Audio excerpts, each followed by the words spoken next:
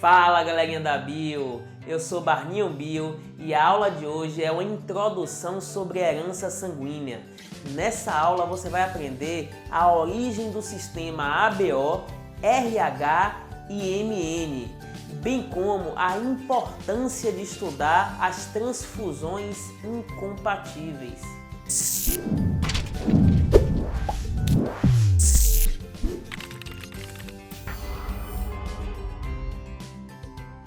Vamos começar nossa aula de herança sanguínea fazendo uma definição bem simples desse processo. Bom, olha o nome, herança, tem a ver com o estudo dos genes. Sanguínea porque tem a ver com o estudo dos genes que atuam na produção de aglutinogênios na membrana das hemácias. E você lembra, as hemácias são os glóbulos vermelhos do sangue. Eu vou mostrar agora a origem desses glóbulos vermelhos, ou seja, das hemácias.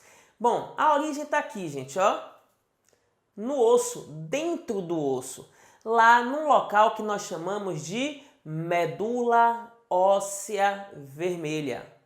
Dentro da medula óssea vermelha, nós encontramos, olha, as células tronco do tipo hematopoética ou hemocitopoética. Olha esse nome, gente, ó. Hemato quer dizer sangue, poiese quer dizer origem. Então são as células tronco que vão se especializar para dar origem a todas as outras células do nosso sangue. Quando essa célula tronco se especializar, ó, ela vai dar origem principalmente a 3 tipos de células. Essas aqui de baixo são os leucócitos, também chamados de glóbulos brancos. Eles vão atuar na defesa do organismo contra invasores, chamados de antígenos. Então são as células do sistema imunológico.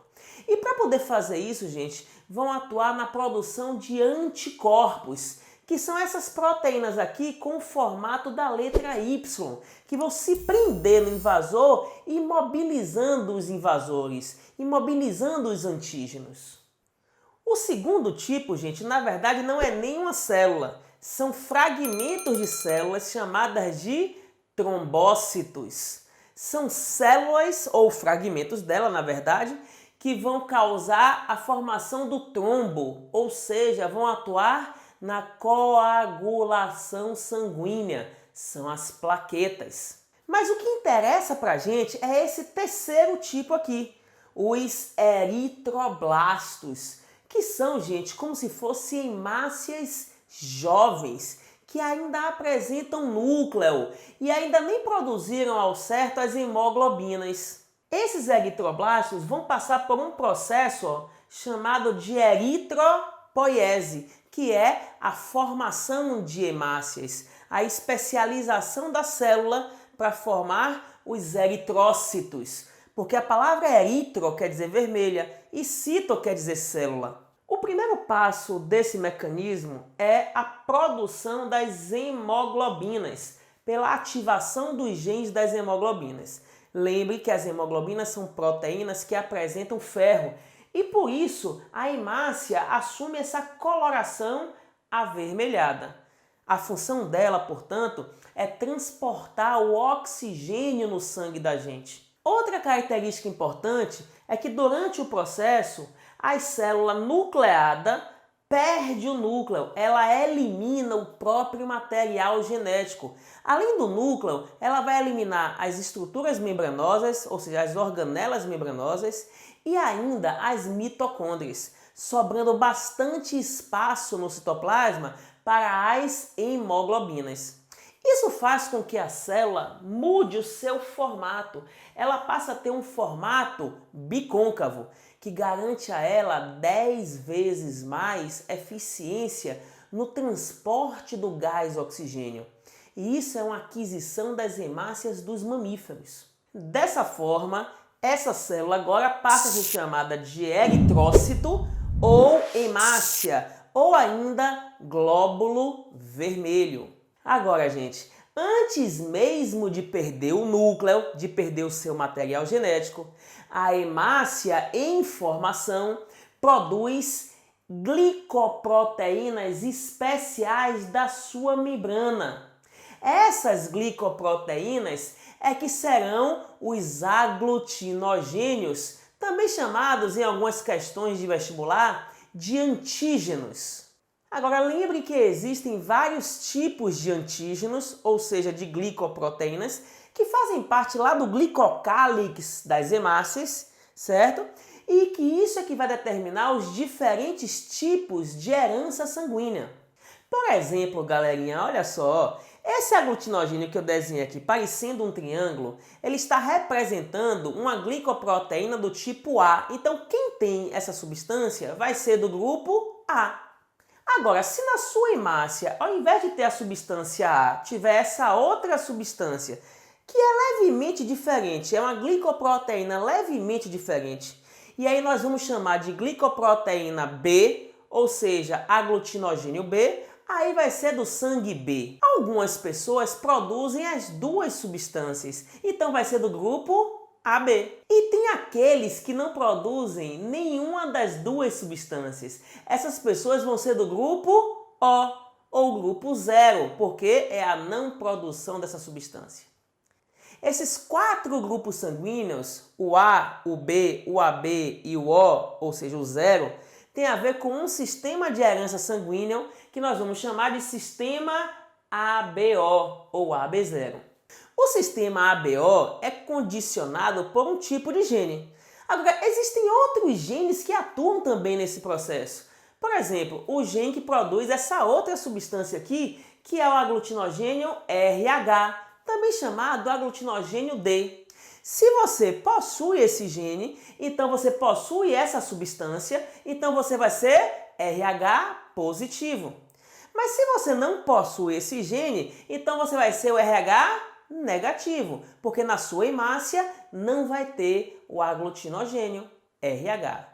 E por fim, gente, existe ainda um outro gene que produz essa substância que eu vou chamar de substância M. Então, as pessoas que têm a substância M serão do grupo M. Enquanto que outras pessoas, ao invés de produzir a substância M, irão produzir esse outro aglutinogênio levemente diferente, que nós vamos chamar de aglutinogênio N. Essas pessoas serão do grupo N. E há ainda as pessoas que recebem um gene que produz a substância M do pai e outro gene que produz a substância N da mãe, por exemplo. Então, nesse caso, a pessoa vai produzir as duas substâncias na hemácia, como eu mostrei aqui. Nesse caso, gente, o grupo dela vai ser MN. Então, por fim, nós temos 3 casos de herança sanguínea. O caso do sistema ABO, que é condicionado por um gene. O caso do sistema RH, que é condicionado por outro gene. E o caso do sistema MN, que é condicionado por outro gene.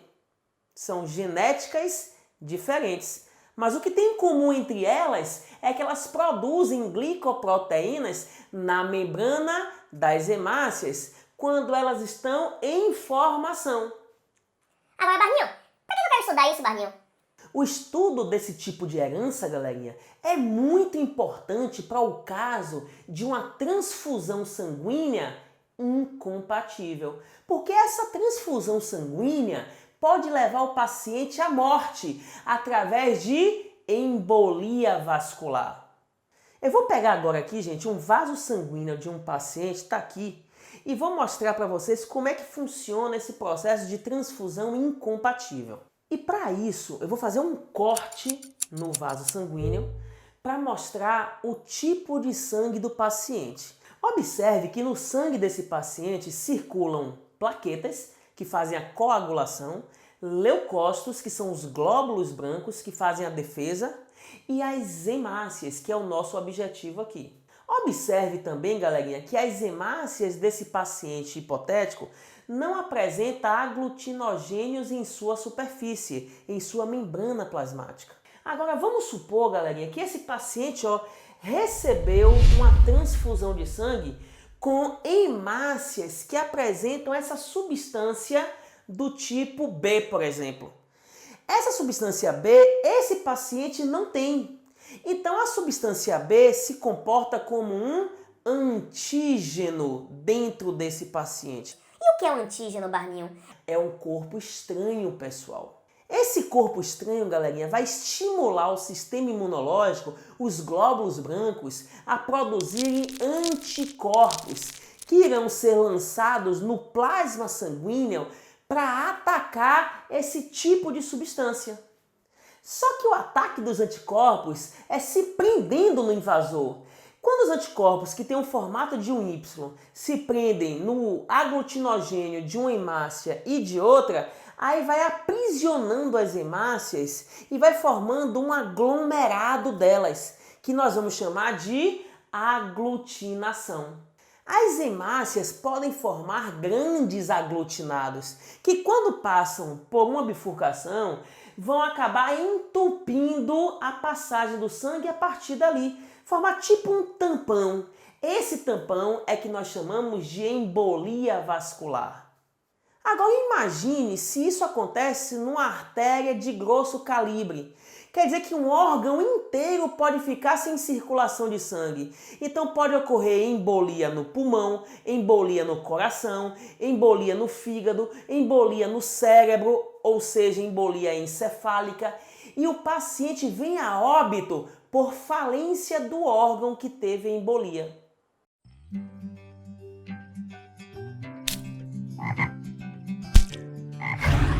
E aí, galerinha, muito legal, né? E olhe que essa aula foi só a introdução de herança sanguínea.